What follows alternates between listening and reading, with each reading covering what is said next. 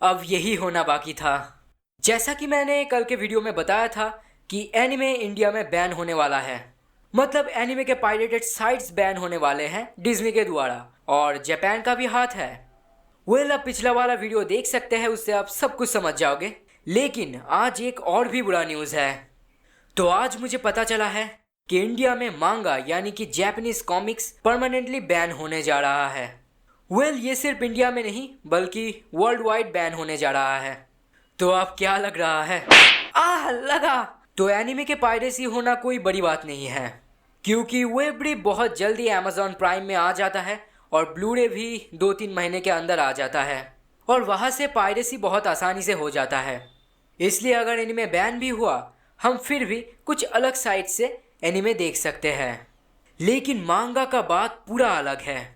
तो जापान में द माइनिची नाम के एक न्यूज़पेपर के कारण एक नया लॉ चालू हुआ है जिसका नाम है एंटी ऑनलाइन कॉपीराइट पॉलिसी।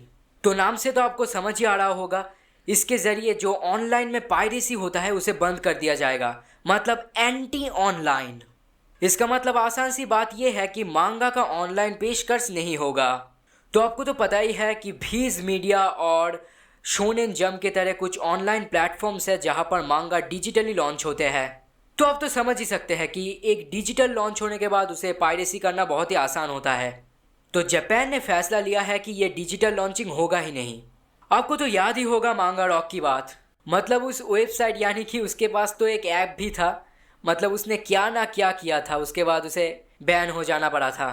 तो 2018 की अप्रैल में भी एक मांगा मूरा नाम की वेबसाइट भी बंद हो गया था, क्योंकि इस वेबसाइट के कारण जापान के पब्लिशर्स को 300 बिलियन येन का लॉस हुआ था। आप समझ सकते हैं, 300 बिलियन येन, मतलब इंडियन करेंसी में उनका लॉस हुआ था 20,000 करोड़।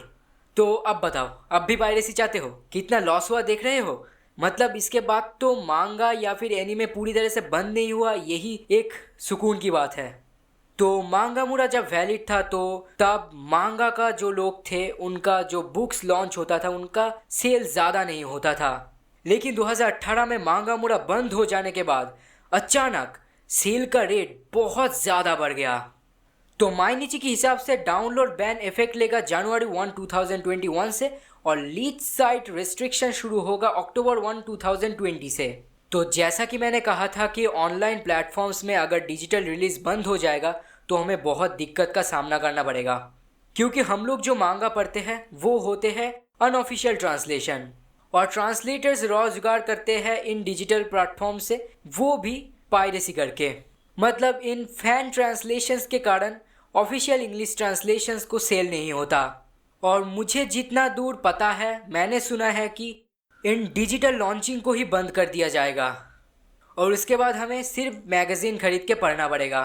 और ये देश है इंडिया, जहाँ पर आपको एनिमे और मांगा कुछ भी लीगली नहीं मिल सकता, तो फिर भूल जाइए।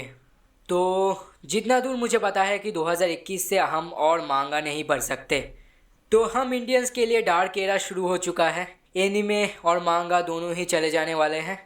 और अगर आपको ये न्यूज़ समझ नहीं आया तो नीचे डिस्क्रिप्शन में मैंने एक लिंक दे रखा है उस आर्टिकल का, आप जाकर पढ़ लीजिए। तो और क्या कहूँ, मिलते हैं आगे एक नए वीडियो के साथ। Sob sob sob sob. वो स्क्रिप्ट में गड़बड़ी है।